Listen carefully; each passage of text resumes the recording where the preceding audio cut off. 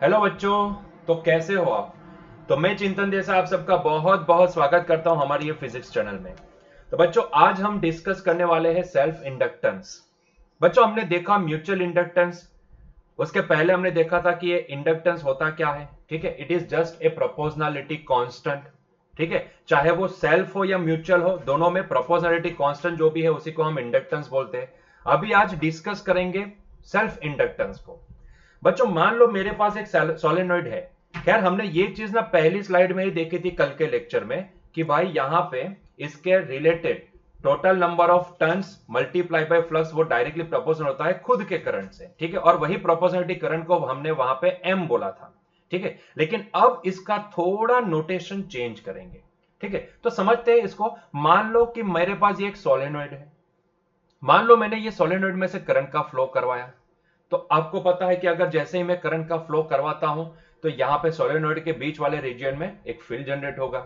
मान लो कि वो जो फील्ड जनरेट हुआ है वो कितना हुआ है, म्यू जीरो एन आई, मुन्नी के बराबर म्यू जीरो एन आई। ठीक है, तो इतना फील्ड जनरेट होगा। आप समझ सकते हो ये सारी चीजें। ठीक है, तो करंट अंदर फ्लो करेगा, करंट यहां से बाहर निकलेगा और वह करंट की फ्लो की वजह से यहां पे एक फील्ड जनरेट होगा। वो फील्ड कितना है, म्यू जीरो एन आई के बराबर। क्लियर है?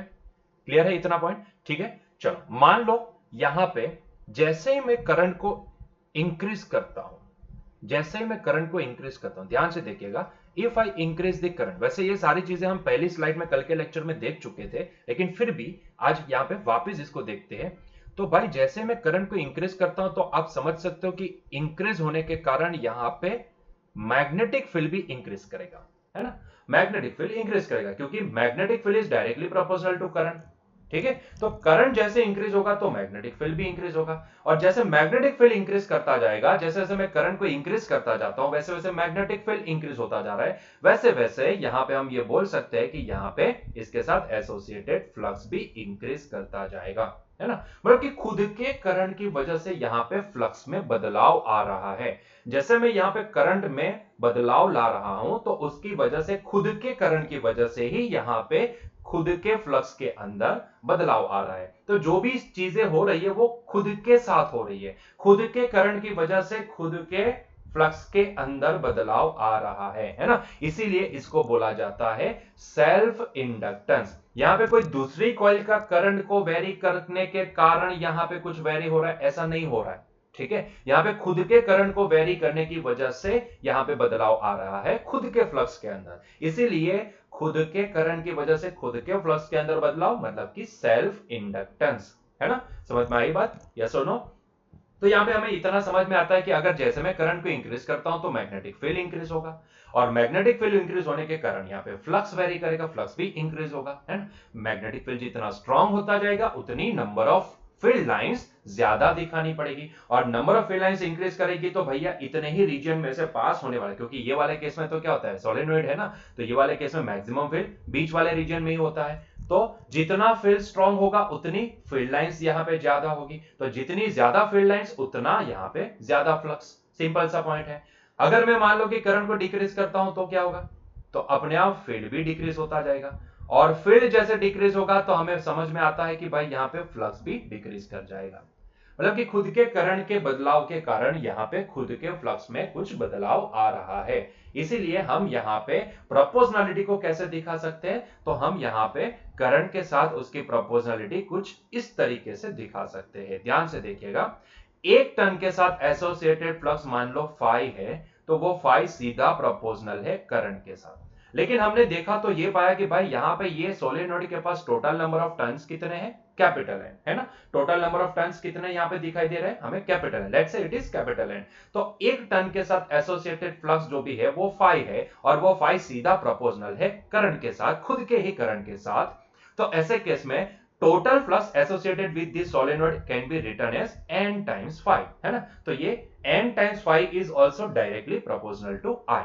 ठीक है, तो n phi is directly proportional to I। बच्चों यही प्रोपोर्शनलिटी को निकालने के लिए हमने कल के लेक्चर में पहली स्लाइड में हमने यहां पे प्रोपोर्शनलिटी कांस्टेंट को निकालने के लिए हमने एक कांस्टेंट माना था जिसको हमने m नाम दिया था, है ना। वहां पे हमने m नाम दिया था। मैंने दोनों केस लिए थे, एक किसी कॉइल की वजह से दूसरी कॉइल के अंदर ईएमएफ इंड्यूस करना और एक खुद की वजह से यहां पे ईएमएफ इंड्यूस होना, फ्लक्स में वेरिएशन आना, दोनों केस हमने पहली स्लाइड में देखे थे। लेकिन वहां पे हमने दोनों केस में वो प्रोपोर्शनलिटी कांस्टेंट को सेम मान के चले थे। वो प्रोपोर्शनलिटी कांस्टेंट जो भी हमारे लिए था उसको हमने एम से डिनोट किया था, ठीक है।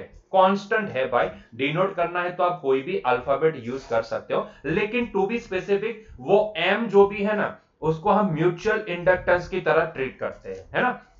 तो यहां पे सेल्फ को उससे थोड़ा डिफरेंशिएट करने के लिए हम यहां पे क्या करेंगे, हम यहां पे ये नोटेशन को एम ना लेके, क्योंकि एम अल्फाबेट कहीं ना कहीं हम म्यूचुअल इंडक्टेंस को रिप्रेजेंट करने के लिए, शो करने के लिए यूज करेंगे, तो हम यहां पे थोड़ा नोटेशन चेंज कर लेते हैं। अब तक हमने एक ही कांस्टेंट माना था, मैंने बोला भी था कि दोनों कांस्टेंट का रोल सेम है, दोनों कांस्टेंट सेम दिखा रहे हैं, चाहे वो सेल्फ वाला केस हो या वो हो, ठीक है, वो म्यूचुअल वाला केस हो, दोनों केस में ये जस्ट एक प्रोपोर्शनलिटी कांस्टेंट होता है। लेकिन दोनों को डिफरेंशिएट करने के लिए भाई कौन सा म्यूचुअल है कौन सा सेल्फ है उसको डिफरेंशिएट करने के लिए बच्चों अब हम यहां पे ये नोटेशन को एम की तरह ना देख के अब हम इसको अलग अल्फाबेट से डिनोट करेंगे और वो अल्फाबेट होगा एल। तो अब बच्चों अब से हमारे लिए जब भी सेल्फ इंडक्टेंस की बात आएगी तो ऐसे केस में हम ये प्रोपोर्शनलिटी कांस्टेंट को अब हम एल से डिनोट करेंगे। है प्रोपोर्शनलिटी कांस्टेंट ही, वहां पे भी है प्रोपोर्शनलिटी कांस्टेंट ही, दोनों एम हो या एल हो दोनों प्रोपोर्शनलिटी कांस्टेंट ही है, ठीक है। टोटल नंबर ऑफ फ्लक्स सीधा प्रोपोर्शनल होता है करंट के साथ, ठीक है। तो उसमें चाहे वो म्यूचुअल वाला केस हो या फिर सेल्फ वाला केस हो, दोनों केस में ये प्रोपोर्शनलिटी कांस्टेंट ही होता है इंडक्टेंस, ठीक है। लेकिन दोनों केस को डिफरेंशिएट करने के लिए हम यहां पे नोटेशन थोड़ा सा अलग कर लेंगे। वहां पे म्यूचुअल वाला केस था तो उसको एम से डिनोट करते थे, यहां पे सेल्फ वाला केस है तो हम इसको अब एल से डिनोट करेंगे। क्लियर है, इतना पॉइंट क्लियर है। तो बहुत ही सिंपल पॉइंट है, ये सारी प्रोपोर्शनलिटी की चर्चा हम कर चुके हैं, ठीक है। तो यहां से हमारे पास ये दिखा कि total flux associated with solenoid can be written as L times I, ठीक है, can be written as L times I. Clear है ये पॉइंट, ठीक है। तो इसको हम रिजल्ट नंबर 1 बोल देते हैं। अभी बच्चों इसके अंदर भी तो ईएमएफ इंड्यूस होगा ना, क्योंकि आप जरा देखो ना यहाँ पे जैसे हम करंट को वेरी करते हैं तो उसकी वजह से ये फील्ड वेरी करता है, और जैसे ये फील्ड वेरी करता है तो भाई इसके साथ एसोसिएटेड फ्लक्स भी तो वेरी कर रहा है। तो अगर एसोसिएटेड फ्लक्स वेरी करता है विथ रिस्पेक्ट टू टाइम, तो इसका मतलब यह है कि इसके अंदर भी एक ईएमएफ इंड्यूस होगा। जी हां, इसके अंदर भी एक ईएमएफ इंड्यूस होगा। वो ऐसा ईएमएफ होगा क्योंकि ईएमएफ जो भी इंड्यूस होता है वो हमेशा जो हो रहा है उसको अपोज करता है ना। ये आपको पता है, ये आपको पता है कि जो भी यहां पे हो रहा है उसको अपोज करता है। तो इसके अंदर भी ईएमएफ इंड्यूस होगा, क्योंकि मैं क्या कर रहा हूं, यहां पे कंटिन्यूअसली करंट को वेरी कर रहा हूं, मैं कंटिन्यूअसली करंट को वेरी कर रहा हूं। तो करंट के वेरिएशन की वजह से फील्ड वेरी करेगा, और फील्ड के वेरिएशन की वजह से भाई ये सोलेनोइड के साथ एसोसिएटेड जो भी फ्लक्स होगा ना वो भी तो वेरी करेगा। और अगर फ्लक्स वेरी कर रहा है तो इसका मतलब यह होता है कि इसके अंदर भी खुद के करंट की वजह से इसके अंदर भी यहां पे ईएमएफ इंड्यूस होगा जो यही करंट को अपोज करेगा। अपोज का मतलब क्या है, अपोज का मतलब ये होता है कि अगर ये करंट इंक्रीज होने के कारण अगर फील्ड लाइंस अगर इंक्रीज हो रही है, फ्लक्स अगर इंक्रीज हो रहा है, तो यहां पे जो ईएमएफ इंड्यूस होगा वो इस तरीके का होगा कि जो फील्ड को डिक्रीज करने की कोशिश करेगा, है ना। और अगर मान लो कि मैं करंट को रिड्यूस कर रहा हूं, उसकी वजह से फील्ड रिड्यूस कर रहा है, उसकी वजह से ये फ्लक्स रिड्यूस करेगा, तो ऐसे केस में वो ईएमएफ इसके अंदर इस तरीके से जनरेट होगा कि जो यहां पे फ्लक्स को इंक्रीज कर पाए। आपको पता है जो ईएमएफ इंड्यूस होता है वो हमेशा अपोजिंग नेचर वाला होता है, जो हो रहा है उसको वो अपोज करता है ना। तो यहां पे भी ईएमएफ इंड्यूस करेगा। तो सवाल ये है कि यहां पे ईएमएफ कितना इंड्यूस होगा, तो EMF induce in this solenoid, यहां पे लिखते हैं हम लोग, तो हम लिखेंगे इसको EMF induce in this solenoid. कहां गया पॉइंटर, यहां पे है, EMF induce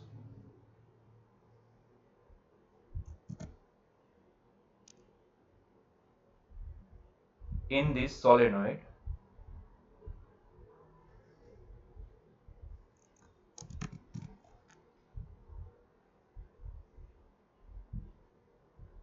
let's say it is epsilon, and that epsilon can be given as minus d phi by dt। लेकिन वेट वेट वेट, ये फाई तो एक टन के साथ एसोसिएटेड फ्लक्स है, लेकिन पूरे सोलेनोइड के साथ एसोसिएटेड पूरा फ्लक्स कितना है, एन फाई है। तो हम यहां पे लिखेंगे it is nothing but n phi by D t. Clear है? Now what is the value of this n phi? This n phi, value of n phi can be written as, यहां पे देखिए ध्यान से, तो एन फाई की value हम यहां पे प्लेस कर सकते हैं, इट इज एल इंटू आई।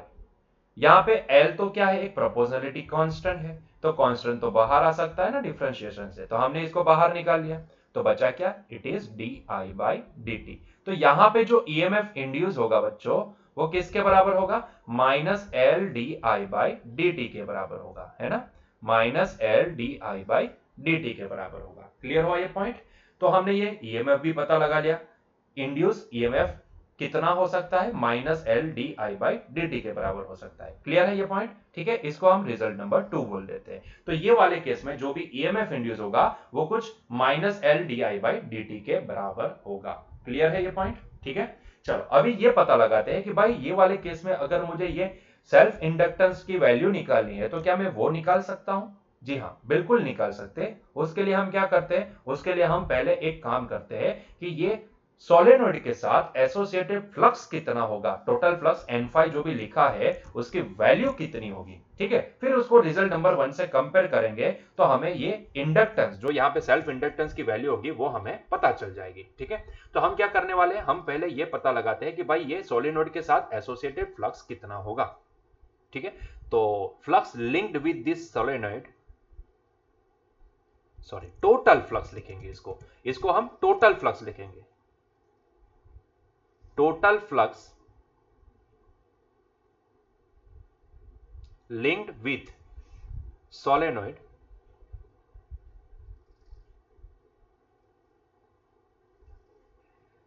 जिसको हमने एन फाई से डिनोट किया है, क्योंकि एक टन के साथ एसोसिएटेड फाई है तो टोटल नंबर ऑफ टन्स यहां पे कैपिटल एन है, तो ये टोटल फ्लक्स होगा N times phi, that is equals to. अच्छा बच्चों, यहां पे एन का वैल्यू क्या, तो उसके लिए हम अज्यूम कर लेते हैं, लेट्स से कि the length of this solenoid is L. ठीक है, तो ये सोलेनोइड की लेंथ कितनी है, एल है। तो यहां पे हम लिख सकते हैं कि यहाँ पे total number of tons per unit area कितना होता है, total number of tons per unit area वो होता है कैपिटल एन बाई एल के बराबर। तो यहां पे मैं कैपिटल एन का वैल्यू यहां से क्या लिख सकता हूं, तो it can be written as small n into L. ठीक है, तो यहां पे ये फ्लक्स कितना होगा, तो ये फ्लक्स होगा एन टाइम्स, फ्लक्स का फॉर्मूला क्या होता है, फ्लक्स का फॉर्मूला होता है बी इंटू ए। क्लियर है, तो ये फ्लक्स का फॉर्मूला क्या है, बी इंटू ए के बराबर। ठीक है, हमने मान लिया कि भाई जिस डायरेक्शन, आप कहां से ऑब्जर्व कर रहे हो, आप यहां से ऑब्जर्व कर रहे हो, ठीक है, आप यहां से ऑब्जर्व कर रहे हो, तो ऐसे केस में आप समझ सकते हो कि जिस डायरेक्शन में इसका एरिया वेक्टर है उसी डायरेक्शन में फील्ड है, फील्ड की डायरेक्शन भी तो यही है, तो दोनों के बीच का एंगल क्या हो गया, जीरो, तो इसकी वजह से एन बी ए कॉस थीटा, जहां पे थीटा क्या हो जाएगा, जीरो हो जाएगा, तो कॉस जीरो 1 लिखेंगे, तो हम सिर्फ लिखते हैं डायरेक्टली एन बी ए। ठीक है, now what is the value of N, capital N, capital N can be written as small n times L. What is the value of capital B? Magnetic field induced in this solenoid is nothing but mu 0 n I। ठीक है, तो हम इसको लिखेंगे mu 0 n I into area. ठीक, चलिए बहुत ही बढ़िया, तो अभी आगे बढ़ते हैं यहां से। तो आप जरा देखो यहाँ पे ये क्या हो जाएगा, तो ये हो जाएगा mu 0 इंटू एन हो जाएगा n square times l into I into a. तो ये आएगी हमारे पास total flux associated with this solenoid. ठीक है, इसको हम रिजल्ट नंबर 3 बोलते हैं। अभी क्या करेंगे, अभी रिजल्ट नंबर 3 को बच्चों रिजल्ट नंबर 1 के साथ कंपेयर करेंगे। ठीक है, तो by comparing this result number 3 with 1, तो हमारे पास from result 3 and 1 we can say that n phi की वैल्यू हम यहाँ पे प्लेस कर सकते हैं mu 0 n square into l into I into a is equals to l times I. तो यहां से दोनों साइड पे कंपेयर करोगे तो बच्चों यहाँ पे ये सेल्फ इंडक्टेंस की वैल्यू कितनी मिलेगी आपको, mu 0 n square l into a के बराबर। ठीक है, तो इतना सेल्फ इंडक्टेंस होगा, म्यू 0 एन स्क्वायर ए एल के बराबर, या फिर एल ए जो भी बोलना है बोल सकते हो। तो इतना सेल्फ इंडक्टेंस ये वाले केस में हमें मिलेगा। क्लियर है ये पॉइंट यहां तक? ठीक है, इसको बॉक्स बना देते हैं, ये हमारे लिए इंपॉर्टेंट रिजल्ट है। तो इंड्यूस ईएमएफ हमें मिलता है minus L d I by D T के बराबर, और यहां पे सेल्फ इंडक्टेंस कितना होगा सोलेनॉइड का, mu zero n square l times a के बराबर। क्लियर है पॉइंट? ठीक है। अभी बच्चों यहां पे आपने ये एक चीज नोटिस की कि भाई इसके खुद के करंट को अगर हम वेरी करते हैं तो उसकी वजह से ही उसके अंदर एक ईएमएफ इंड्यूस होता है, और वो ईएमएफ हमेशा चेंज जो हो रहा है उसको अपोज करता है। ये आपको पता है, ईएमएफ का काम यही होता है। ईएमएफ जो इंड्यूस ईएमएफ होता है ना, वो हमेशा जो हो रहा है, जो बदलाव हो रहा है उसको अपोज करता है ना, ये उसको अपोज करेगा, तो ये अपोजिंग नेचर वाला होगा। तो ये जो ईएमएफ है ना, इसका स्पेसिफिक नाम है, इसको आप इंड्यूस ईएमएफ बोलो या फिर आप उसको बोल सकते हो बैक ईएमएफ। ये वाले केस में आप क्या बोल सकते हो, बैक ईएमएफ। चाहे आप इसको इंड्यूस ईएमएफ बोलो या फिर आप इसको बैक ईएमएफ बोलो। ये ऐसा ईएमएफ होगा कि जो खुद के अंदर हो रहे बदलाव को अपोज करेगा। मतलब कि आप इसका करंट यहां पे इंक्रीज कर रहे हो तो उसकी वजह से यहां पे फील्ड इंक्रीज करेगा, और फील्ड इंक्रीज करने की वजह से यहां पे फ्लक्स इंक्रीज करेगा। अल्टीमेटली टाइम के रिस्पेक्ट में फ्लक्स वेरी कर रहा है ना, लेकिन वो इंक्रीज हो रहा है ना। तो यहां पे ईएमएफ जो इंड्यूस होगा, क्योंकि बाय डिफॉल्ट हमें पता है, फैराडे जी ने यही तो बताया था कि भाई जब भी यहां पे EMF with respect to time vary करता है तो ईएमएफ इंड्यूस होता है, लेकिन वो ईएमएफ ऐसा होता है कि जो जो भी बदलाव हो रहा है उसको अपोज करता है। हमने बोला था कि जिस थाली में खाते हो उसी में छेद करता है ये, है ना। जिसका कॉज है, जिसकी वजह से वो इंड्यूस हुआ, उसी को वो अपोज करेगा, है ना। तो यहां पे फ्लक्स इंक्रीज कर रहा होगा तो वो ईएमएफ इस तरीके से करंट को इंड्यूस करेगा। मतलब कि एक करंट तो है, लेकिन एक और करंट यहां पे इंड्यूस होगा जो यही करंट को अपोज करेगा। ये करंट का नेचर ऐसा होगा कि जो यहां पे फ्लक्स को इंक्रीज कर रहा है तो वो करंट इस तरीके से जनरेट होगा ताकि वो यही इंक्रीमेंट, फ्लक्स के इंक्रीमेंट को डिक्रीमेंट में कन्वर्ट करने की कोशिश करेगा। मतलब कि वो उसके अपोजिट डायरेक्शन में फील्ड जनरेट करेगा। इस तरीके का करंट यहां पे खुद के अंदर ही इंड्यूस होगा। सो दो दो करंट, हाँ यही तो हम समझाना चाह रहे हैं यहां पे कि एक जो एक्चुअल करंट है वो, ठीक है, जिसकी वजह से, जिसको वेरी करने के, आप वेरी नहीं करोगे तो कोई प्रॉब्लम नहीं है। आप अगर इसको वेरी नहीं करोगे, आप आई को कांस्टेंट ही रखोगे तो कोई प्रॉब्लम नहीं है। यहां पे जो भी फ्लक्स मिलेगा वो कांस्टेंट रहेगा, फ्लक्स में वेरिएशन नहीं होगा, तो ऐसे केस में कोई ईएमएफ इंड्यूस नहीं होगा। लेकिन मान लो कि अगर आप यहां पे करंट को वेरी कर रहे हो तो भैया यहां पे कुछ अपोज में आने वाला है, कोई तो होगा जो इसको अपोज करेगा, और वो क्या होगा, इंड्यूस ईएमएफ, जिसको हम यहां पे क्या बोलेंगे, बैक ईएमएफ बोलेंगे। इंड्यूस ईएमएफ मतलब कि बैक ईएमएफ, ये वाले केस में हम इसको बैक ईएमएफ से इसको बोलेंगे। ठीक है, तो ये करंट क्या हो करता है, मान लो कि वो इंक्रीज करता है तो उसकी वजह से जो फ्लक्स इंक्रीज हो रहा होगा तो यहां पे एक करंट ऐसा इंड्यूस होगा, इसका खुद का ईएमएफ, इंड्यूस ईएमएफ, ईएमएफ जो इंड्यूस होगा वो एक ऐसा करंट जनरेट करेगा जो इसी इंक्रीमेंट, फ्लक्स के इंक्रीमेंट को क्या करेगा, अपोज करेगा। फ्लक्स के इंक्रीमेंट को अपोज करेगा मतलब कि हम ये बोल सकते हैं कि वो फ्लक्स को डिक्रीज करने की कोशिश करेगा, है ना। क्लियर है पॉइंट? मतलब कि आप ये समझ सकते हो कि यार जो हो रहा है ना, जो ईएमएफ इंड्यूस हो रहा है वो कहीं ना कहीं जो हो रहा है उसको अपोज कर रहा है। तो सवाल ये आता है कि भाई उसको अपोज करने के लिए उसके पास एनर्जी आई कहां से, क्योंकि जो हो रहा है उसको वो ईएमएफ अपोज करता है। अगर करंट को आप यहां पे, एक्सटर्नल करंट को आप डिक्रीज करते हो तो फ्लक्स भी डिक्रीज करेगा, तो तब यहां पे ऐसा ईएमएफ इंड्यूस होगा कि जो यहां पे फ्लक्स को इंक्रीज करने की कोशिश करेगा, है ना। तो सवाल तो ये होना चाहिए कि भाई उसके पास इतनी एनर्जी आई कहां से कि वो अपोज कर सकता है ना। तो भाई हो ये रहा है कि कहीं ना कहीं जो हम यहां पे वर्क डन कर रहे हैं ना, जो हम वर्क कर रहे हैं, ये करंट हम एनर्जी पास कर रहे हैं ना, ये करंट के फॉर्म में हम यहां पे एनर्जी दे रहे हैं, तो उसके लिए हम जो वर्क कर रहे हैं एक्चुअल में हम नहीं कर रहे। यहां पे जो बैटरी कनेक्टेड होगी ना, जो बैटरी ऐसे कनेक्टेड होगी जिसका ये पॉजिटिव टर्म है, ये नेगेटिव टर्म है, ये नेगेटिव ये पॉजिटिव, तो ये जो बैटरी है ना, वो बैटरी जो वर्क कर रही होगी, मतलब कि अल्टीमेटली एक्सटर्नल एजेंट जो वर्क कर रहा है वही वर्क में से, क्योंकि वो वर्क किसके अपोज में हो रहा है, बैक ईएमएफ के अपोज में, क्योंकि ईएमएफ हमेशा उसको अपोज करेगा।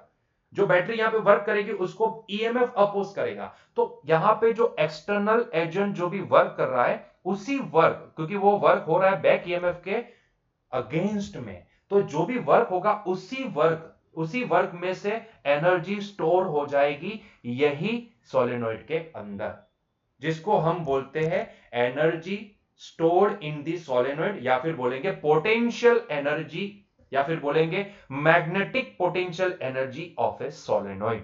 ठीक है। तो जो यहां पे एक्सटर्नली वर्क होगा ना, वही वर्क यहां पे, क्योंकि वो वर्क हो रहा है बैक ईएमएफ के अगेंस्ट में, तो वो वर्क है ना यहां पे स्टोर हो जाएगा इन terms of potential energy.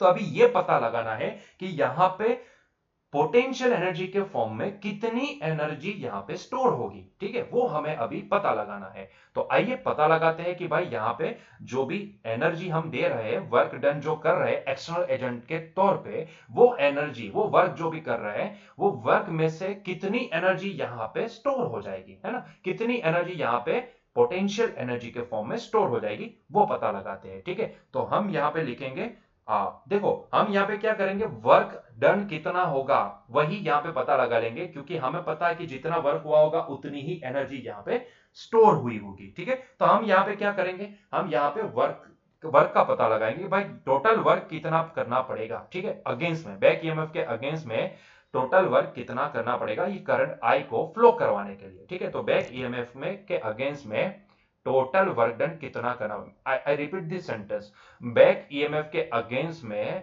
External को टोटल वर्क डन कितना करना पड़ेगा against this back EMF in terms of current, ठीक है, in terms of, sorry in terms of नहीं, to flow the current, to flow this current, ठीक है। हमें हमें भी क्या करना है, इतने करंट को इंक्रीज करते रहना है ना, तभी तो यहाँ पे ईएमएफ इंड्यूस होगा। तो उसके लिए एक्सटर्नल को कितना वर्क करना पड़ेगा, तो उसके लिए हम rate of change of work से ये सारी चीजें पता लगाएंगे, ठीक है। तो बच्चों यहां पे एक चीज हम लिखेंगे, the rate of work done, ये वाले केस में the rate of work done against this back EMF, ठीक है, against this back EMF can be return as D W by D T, rate of work done, rate of change of work done with respect to time, वो actual में होता है power, है ना, instantaneous power बोल लो, वो होता है पावर, ठीक है। और पावर का फॉर्मूला क्या होता है, V इंटू आई के बराबर होता है ना, V इंटू आई के बराबर। किसको अपोज करने वाले हम, ईएमएफ को, जो इंड्यूस हो रहा है उसके अपोज में ये वर्क करने वाला है। तो कहीं ना कहीं मैं इसको लिखूंगा, इसको मॉड ई एप्सिलॉन या फिर मॉड एप्सिलॉन आई। अल्टीमेटली ये होता क्या है, पोटेंशियल ही तो होता है ना, ईएमएफ का मतलब क्या होता है, potential. So potential into I, we I वही तो पावर होता है ना। तो हमने बस यही किया, work done with respect to time कितना लिखे हम यहाँ पे, मॉड एप्सिलॉन आई, ठीक है, बैक ईएमएफ के अगेंस्ट में होने वाला वर्क, ठीक है। आइडियली वो पॉजिटिव लिखना होता है ना, अगेंस्ट में ईएमएफ इंड्यूस है, वो अपोज करता है, वो अपोज करता है, इसलिए हम इसकी नेगेटिव साइन लेते हैं, है ना। तो हम उसको अपोज करके कुछ वर्क करना चाहते हैं, ऐसा समझो। तो ऐसे केस में हम इसको मॉड लेंगे ताकि पॉजिटिव वैल्यू ही हमें लिखनी पड़े। तो ये rate of change of work कितना हो सकता है, ये rate of change of work बच्चों यहाँ पे एप्सिलॉन की वैल्यू कितनी होती है, तो L into D I by D T, ठीक है। तो एप्सिलॉन की वैल्यू हमने यहाँ पे लिखी d I by D t, l d I by D t into I. I को जरा सीधा लिखते हैं तो ये हो जाएगा d W by D t that is equals to L I D I by D t. देखो दोनों साइड से डी टी तो छम्मा छम्मा हो जाएंगे। अब डी टी अगर छम्मा छम्मा हो जाए तो बचा क्या, D W is equals to L I D I by D T, है ना, L I D I by D T. अभी दोनों साइड पे इंटीग्रेशन ले लेते हैं, क्योंकि हमें टोटल वर्क निकालना है, और जितना वर्क हमें करना पड़ेगा उतना ही वर्क यहाँ पे पोटेंशियल एनर्जी के फॉर्म में स्टोर हो जाएगा, है ना। तो यहाँ पे हम क्या करेंगे, यहाँ पे हम इंटीग्रेट करते हैं दोनों साइड पे, तो यहाँ पे इंटीग्रेशन लेते हैं। अभी इंटीग्रेशन का एक रूल है कि भाई कांस्टेंट जो भी होता है वो इंटीग्रेशन से बाहर आ जाता है। चलो एक स्टेप ज्यादा लिखते हैं, कोई प्रॉब्लम नहीं है, हमारे पास टाइम ही टाइम है। तो मैं क्या करता हूँ, यहाँ पे एल को बाद में बाहर लेता हूं, तो L I D I by D T, ठीक। चलिए आगे बढ़ते हैं। तो यहां पे so it is nothing but equal to integral D W that is equals to L, जो एक प्रोपोर्शनलिटी कांस्टेंट है, सेल्फ इंडक्टेंस जो एक प्रोपोर्शनलिटी कांस्टेंट है, तो वो तो बाहर आ जाएगा इंटीग्रेशन से, I D I by D T. चलो इसका इंटीग्रेशन कितना होगा, वन का integration with respect to W होता है डब्ल्यू, ठीक है। सो ये हो जाएगा work done W is equal to L into, अच्छा आई का इंटीग्रेशन आई के रिस्पेक्ट में क्या होता है, इंटीग्रेशन है, तो ये हो जाएगा आई स्क्वायर बाई टू। आप चाहो तो यहाँ पे लिमिट भी लगा सकते हो, करंट की लिमिट 0 से लेके आई तक, ठीक है, लेकिन लिमिट लगाने की भी जरूरत नहीं है, हम इन जनरल सेंस में ही बात कर रहे हैं, ठीक है। तो ये हो जाएगा हाफ एल आई स्क्वायर। तो बच्चों ये तो वैल्यू आई हमारे पास जो वर्क करना पड़ेगा अगेंस्ट द बैक ईएमएफ। और वही वर्क स्टोर हो जाता है पोटेंशियल एनर्जी के फॉर्म में। ठीक है, तो यही होगी पोटेंशियल एनर्जी, या फिर बोलेंगे stored energy stored into the solenoid. अगर हम आई करंट फ्लो करवाते हैं तो कितनी एनर्जी सोलेनोइड के अंदर स्टोर हो जाती है, half L I square, potential energy के फॉर्म में। इसको मैग्नेटिक एनर्जी भी बोला जा सकता है, आप चाहो तो इसको मैग्नेटिक एनर्जी भी बोल सकते हो। ठीक है, तो इतनी एनर्जी स्टोर होती है, या फिर ऐसा मान लो कि इतनी एनर्जी रिक्वायर्ड होगी to build up the current I. ठीक है, ये आई करंट को बिल्डअप करने के लिए कितनी एनर्जी प्रोवाइड करनी पड़ेगी, इतनी एनर्जी प्रोवाइड करनी पड़ेगी जो स्टोर हो जाएगी पोटेंशियल एनर्जी के फॉर्म में। ठीक है, इसको मैग्नेटिक एनर्जी भी बोला जा सकता है, इसको potential energy stored in the solenoid भी आप बोल सकते हो, या फिर इसको आप एक स्पेसिफिक नाम भी दे सकते हो। ये जो रचना है ना जिसको हम सोलेनोइड बोल रहे हैं, इसको इंडक्टर बोला जाता है। याद है हमने एक रेजिस्टर देखा था, उसी तरीके से हमने एक कैपेसिटर भी देखा था। पहले कैपेसिटर देखे थे, उसके बाद रेजिस्टर देखे थे, उसके बाद ये तीसरा कंपोनेंट, तब हमने बताया था कि 3 फिजिकल कंपोनेंट होते हैं, एक तीसरा वाला आया इंडक्टर। ज्यादातर इसके रिलेटेड हम प्रॉब्लम्स देखने वाले हैं अल्टरनेटिंग करंट में। ठीक है, इंडक्टिव टाइप के लोड आते हैं हमारे यहाँ पे। जो पुराने जमाने में जो बल्ब होते थे ना, उसमें कॉइल आती थी, कॉइल। ठीक है, वो कॉइल जो भी होती है वो एक इंडक्टर है, उसको एक इंडक्टिव लोड बोला जाता है। ठीक है, जहां पे ये सेल्फ इंडक्टेंस का एक कंसेप्ट लगता है। ठीक है, तो अल्टीमेटली इतनी एनर्जी स्टोर हो जाएगी। हम बोलते हैं ना कैपेसिटर के अंदर भी कितनी एनर्जी स्टोर होती है, हाफ सी वी स्क्वायर। उसी तरीके से ये इंडक्टर के अंदर भी कितनी एनर्जी स्टोर होती है, हाफ एल आई स्क्वायर के बराबर। क्लियर है पॉइंट ये? ठीक है, एक कैपेसिटर, रेजिस्टर के अंदर कितनी एनर्जी स्टोर होती है, जीरो। रेजिस्टर कभी भी कोई एनर्जी स्टोर नहीं करता है, रेजिस्टर जो भी एनर्जी आती है उसको हीट के फॉर्म में रिलीज कर देता है। लेकिन अगर कोई पूछे कैपेसिटर के अंदर, तो जी हाँ, हाफ सीवी स्क्वायर जितने आधी एनर्जी स्टोर हो जाती है। उसी तरीके से अगर इंडक्टर के अंदर हम पूछे कि भाई इंडक्टर के अंदर कितनी एनर्जी स्टोर होगी, तो हमने देखा तो ये पाया कि भाई वो हाफ एल आई स्क्वायर के बराबर स्टोर हो जाती है। ठीक है, क्लियर हुआ ये पॉइंट? ठीक, चलिए, तो एक और पॉइंट, एक छोटा सा पॉइंट। तो इसका मतलब ये होता है कि भाई सेल्फ इंडक्टेंस, खुद के करंट के बदलाव की वजह से क्या उसके अंदर सेल्फ इंडक्टेंस होता है, जनरेट होता है? जी हां, खुद के करंट के बदलाव की वजह से भी उसके अंदर एक ईएमएफ इंड्यूस होता है जो उसको अपोज करता है, जिसको हम बैक ईएमएफ बोलते हैं। तो इसका मतलब ये होता है कहीं ना कहीं कि हमने यहां पे जो देखा था ना ये सोलेनोइड वाला केस, इसमें जरा देखो तो हमने जब भी S2 टर्न में से जब भी करंट का फ्लो करवाया था I2, ये I2 करंट जब भी हमने फ्लो करवाया था, और हमने केस नंबर 1, मैं केस नंबर 1 की बात कर रहा हूं, तो जब भी हमने S2 में से I2 करंट फ्लो करवाया था और हमने S1 को ऑब्जर्व किया था, तब वो वाले केस में हमने देखा था कि भाई N151 flux associated with S1 solenoid is directly proportional to I2, और वही प्रोपोर्शनलिटी को निकालने के लिए हमने क्या यहां पे अज्यूम किया था, M12 I2, है ना। लेकिन जरा सोचो कि यही चीज को अगर मैं यहां पे लिखना चाहूं, ध्यान से देखना, क्योंकि अभी हमें यह समझ में आ चुका है कि कोई भी कॉइल के अंदर के खुद के करंट के वेरिएशन की वजह से भी उसके अंदर एक ईएमएफ इंड्यूस होता है, और यहां पे जो फ्लक्स वेरी करता है खुद के चेंज की वजह से, वो फ्लक्स सीधा प्रोपोर्शनल आता है खुद के करंट के। ठीक है, तो यहां पे एक और टर्म हमें ऐड करनी पड़ेगी। यहां पे हमने सिर्फ एक ही प्रोपोर्शनलिटी देखी थी, and that is with respect to second coil, लेकिन खुद की कॉइल के साथ तो हमने प्रोपोर्शनलिटी देखी ही नहीं थी। तो अभी हम यहां पे एक और प्रोपोर्शनलिटी यहां पे बताएंगे कि भाई N151 is also directly proportional to I1, है ना, क्योंकि भाई साहब इसका खुद का भी तो करंट वेरी करेगा ना, अब उसका खुद का भी करंट वेरी करेगा, है ना। अब तक क्या हो रहा था, हमने ये वाले केस में, म्यूचुअल इंडक्टेंस के केस में हमने इसको नहीं देखा था खुद की वजह से। आप सोचो ना जरा, आप सोचो कि अगर मैं I2 को इंक्रीज करूंगा तो उसकी वजह से इसका फील्ड, ये जो बड़ी कॉइल है, बड़ा सोलेनोइड है, उसका फील्ड मैक्सिमम होता जाएगा, तगड़ा होता जाएगा, स्ट्रॉन्ग होता जाएगा। तो उसकी वजह से जो अंदर वाला सोलेनोइड है उसके साथ एसोसिएटेड फ्लक्स भी इंक्रीज होता जाएगा, है ना। और वो इंक्रीज हो रहा है, कंटिन्यूअसली चेंज हो रहा है, कंटिन्यूअसली चेंज हो रहा है। तो खुद के अंदर भी तो यहाँ पे ईएमएफ इंड्यूस हुआ, उसकी वजह से खुद के अंदर भी तो करंट इंड्यूस हुआ, और वो करंट भी तो वेरी कर रहा है। तो इसका मतलब ये होता है कि उसकी प्रोपोर्शनलिटी सिर्फ इसके साथ नहीं, I2 के साथ नहीं, उसके खुद के करंट के साथ भी है। मतलब कि टोटल अगर मैं लिखना चाहूं यहां पे तो जगह नहीं है, खैर हम अपनी ही स्लाइड पे लिख लेते हैं। तो ये वाले केस में, टू बी स्पेसिफिक, ये वाले केस में केस नंबर 1 जो मैं वो स्लाइड में लिखता हूं, जो मैं वो वाली स्लाइड में हमारी जो है यहां पे लिखता हूं। सो आगे वाले केस में से फ्रॉम द सोलेनोइड केस मैं यहां पे लिखता हूं वो point, from the two solenoid case. अरे ऑटो से में चला गया।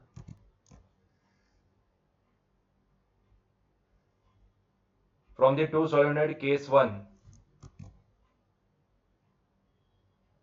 वहां पे हमने देखा था, मैं जस्ट समझाना चाहता हूं कि अब ये फॉर्मूला, क्योंकि अब हम सेल्फ इंडक्टेंस पढ़ चुके हैं, तो अब ये फॉर्मूला कैसे लिखा जाता है। तो वहां पे हमने सिर्फ एक ही प्रोपोर्शनलिटी देखी थी, that is N1 ∅1 is directly proportional to I2, और उसके लिए हमने यही N1 ∅1 इज इक्वल्स टू हमने बोल दिया था, क्योंकि दूसरे की वजह से पहले के अंदर बदलाव हो रहा है, इसीलिए हमने हमने वहां पे M12 एक प्रोपोर्शनलिटी कांस्टेंट अज्यूम किया था, तो M12 I2 हम लिखे थे। लेकिन तब हमने ये चीज नोटिस नहीं की थी कि भाई N1 ∅1 ये सीधा अपने खुद के करंट के भी प्रोपोर्शनल होता है ना, सेल्फ इंडक्टेंस। तो इन जनरल सेंस में बात करें तो यही N1 ∅1 ऑल्सो प्रोपोर्शनल टू खुद का करंट, दैट इज I1। ठीक है, तो यहां पे अभी यही प्रोपोर्शनलिटी N1 ∅1, N0 क्यों लिख रहा हूं मैं, ऊपर भी मैंने N0 ही लिखा, गलती की। हाँ, ये N1 है। सो ये केस में N1 ∅1 इज इक्वल्स टू खुद के करंट की वजह से, मतलब कि बदलाव खुद के करंट के अंदर और हो भी रहा है अपने अंदर, मतलब कि मैं इसको लिखूंगा M11 I2। ठीक है, खुद की वजह से। तो कुल देखोगे, टोटल देखोगे तो यहां पे N1 ∅1 ये दो प्रोपोर्शनलिटी है ना, तो अल्टीमेटली अगर दोनों को साथ देखे तो ये N1 ∅1 M12 I2 के प्रोपोर्शनल, I1 के प्रोपोर्शनल था, N1 ∅1 वो I2 के भी प्रोपोर्शनल था। तो कुल मिला के देखने जाए तो ये हम लिख सकते हैं it is nothing but M11 I2, sorry I2 लिखा मैंने, I1 खुद के करंट की वजह से, sorry it is by mistake, ये I1 खुद के करंट के भी प्रोपोर्शनल होता है, सेल्फ इंडक्टेंस इसी को तो बोला जाता है। ठीक है, सो M11 I1 plus M12 I2। ठीक, क्लियर है। तो अब अगर मैं बोलूं कि वही सोलेनोइड 1 के अंदर इंड्यूस ईएमएफ लेट से एप्सिलॉन 1 होगा, वो कितना होगा, तो वो होगा -d/dt ऑफ N1 ∅1, क्योंकि हमें पता है कि ये M11 जो भी है, अब उसको हम म्यूचुअल नहीं बोलेंगे, अब हम उसको सेल्फ इंडक्टेंस से देखेंगे, और सेल्फ इंडक्टेंस कितना होता है, L के बराबर। तो यही फॉर्मूला अभी ये M11 can be replace by L, क्योंकि अभी हमने नोटेशन बदल दिया है ना, दोनों को डिफरेंशिएट करने के लिए हमने नोटेशन बदल दिया है। तो अब मैं इसी एप्सिलॉन 1 को क्या लिख सकता हूं, it is nothing but equal to -L di1/dt minus, ध्यान से देखिएगा, माइनस M12 di2/dt। ठीक है, तो इतना ईएमएफ अब इंड्यूस होगा। वहां पे हमने सिर्फ इतना ही दिखाया था, हमने सिर्फ इतना ही ईएमएफ दिखाया था, लेकिन एक्चुअल में प्रैक्टिकली देखे तो इन जनरल सेंस में कितना ईएमएफ इंड्यूस हो सकता है, इतना ईएमएफ इंड्यूस हो सकता है। This term should be there. ठीक है, ये टर्म होनी चाहिए खुद की वजह से भी, क्योंकि खुद की वजह से भी यहां पे ईएमएफ इंड्यूस हो सकता है। ठीक है, तो उसके अंदर एक्चुअल में देखा जाए तो कॉइल नंबर 1 के अंदर इंड्यूस होने वाला ईएमएफ कितना होगा, इतना होगा। क्लियर हुआ ये पॉइंट। ठीक है, क्योंकि अभी हमने सेल्फ इंडक्टेंस स्टडी कर लिया है, तो इसको भी कंसीडर करना पड़ता है। क्लियर। ठीक है, तो चलिए क्वेश्चन भी देख लेते हैं इसके रिलेटेड। तो भाई एग्जांपल 6.10 देखो क्या पूछा गया है, क्या दिया गया है। तो पहले क्वेश्चन में पूछा है obtain the expression for the magnetic energy stored in the solenoid in terms of magnetic field B, area A and length L of the solenoid. मतलब कि जो हमारे पास हाफ Li² वाला जो फॉर्मूला है ना, ये मैग्नेटिक एनर्जी का मतलब क्या, half Li², potential energy, stored potential energy. ठीक है, उसका फॉर्मूला किसके फॉर्म में लाना है बच्चों, उसका फॉर्मूला लाना है magnetic field area and L के फॉर्म में। मतलब कि सीधी भाषा में बोलो तो एल की वैल्यू एंड बी की वैल्यू जो भी, सॉरी आई की वैल्यू जो भी आएगी उसको प्लेस कर दो यहां पे, तो आपको सारी चीजें मिल जाएगी। ठीक है, तो अल्टीमेटली पहले क्वेश्चन का आंसर देते हैं। तो भाई ये जो स्टोर्ड मैग्नेटिक एनर्जी, जो स्टोर्ड मैग्नेटिक एनर्जी होती है जिसको हम यूबी से बोलते हैं, डिनोट करते हैं, वो कितनी होती है, हाफ Li² के बराबर है ना। अभी हमें पता है कि वो सोलेनॉइड के केस में मैग्नेटिक फील्ड कितना होता है, magnetic field mu zero n I के बराबर होता है। तो क्या मैं यहीं से आई का value B upon mu zero N लिख सकता हूं? जी बिल्कुल, B upon mu zero N आप लिख सकते हो। क्लियर है? ठीक है। उसी तरीके से क्या मैं यहां पे एल का वैल्यू, ध्यान से देखिएगा, ये सेल्फ इंडक्टेंस एल का वैल्यू कितना लिख सकते हैं? हमने अभी ही डिराइव किया था ना, कितना? Mu zero n square into l into a, mu zero n square into l into a. तो क्या मैं यहां पे लिख दूं? जी हाँ, mu zero into N square into l into a. ठीक है।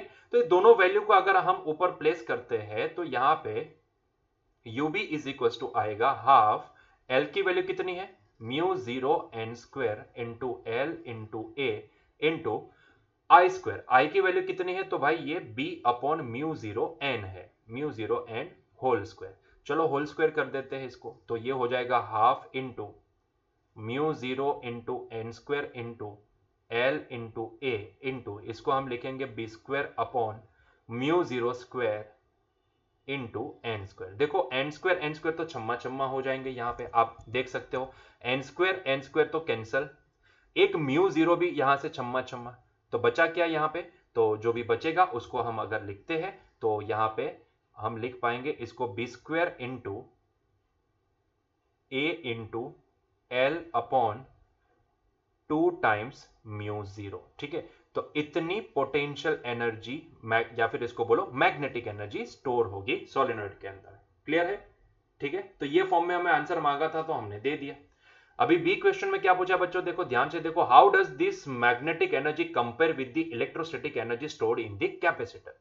मतलब कि अगर हम इसको कैपेसिटर में स्टोर एनर्जी के साथ कंपेयर करना चाहते हैं तो उसको कैसे कंपेयर कर सकते हैं? तो पहले तो हमें यहां पे ये जो मैग्नेटिक एनर्जी जो भी हमें लिखनी होती है ना, उसको पर यूनिट वॉल्यूम लिखनी पड़ेगी, है ना। तो पहले हम क्या करते हैं, मैग्नेटिक एनर्जी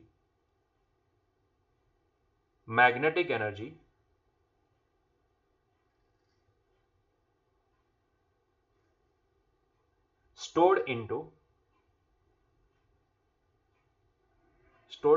into पूरा नहीं लिखेंगे, स्टोर्ड पर यूनिट वॉल्यूम है, शॉर्ट में लिख देते हैं पर unit volume.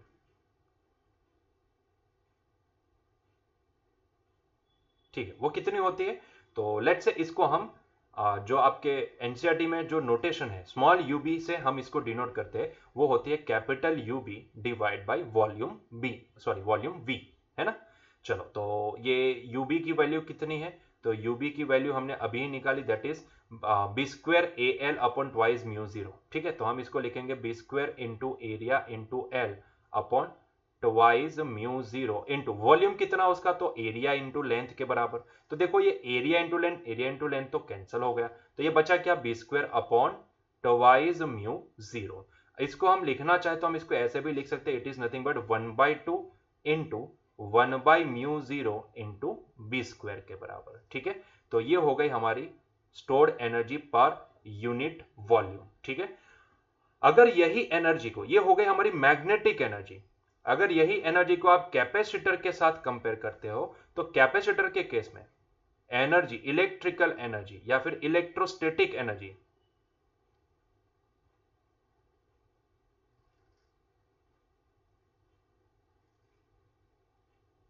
stored in capacitor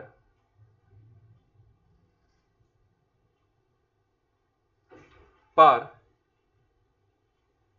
unit volume.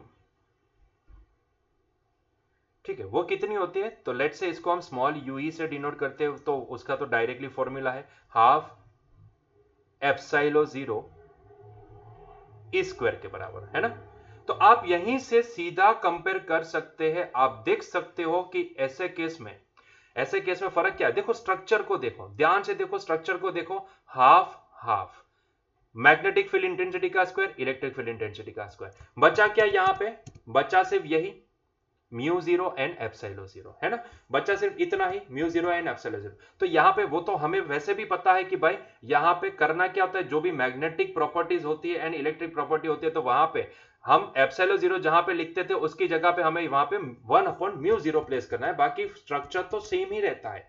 तो अल्टीमेटली यहाँ पे कंपेयर करके हमें यही देखना है कि भाई क्या स्ट्रक्चर सेम है कि बदला है। नहीं, स्ट्रक्चर तो वही है ना। ये हाफ एप्सिलॉन जीरो स्क्वायर ही है, ठीक है। जो यहाँ पे, वहां पे क्या था, हाफ 1/μ0 बी स्क्वायर के बराबर।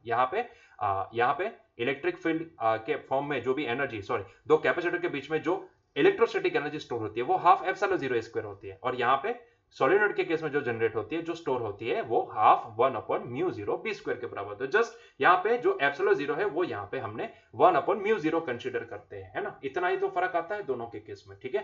तो बाकी फॉर्मेट तो सेम ही रहता है। तो this is all about self inductance. Clear है बच्चों। तो यहाँ पे हमारा आज का लेक्चर एंड करते हैं। मिलते हैं नेक्स्ट लेक्चर में। Till that enjoy your day. Bye.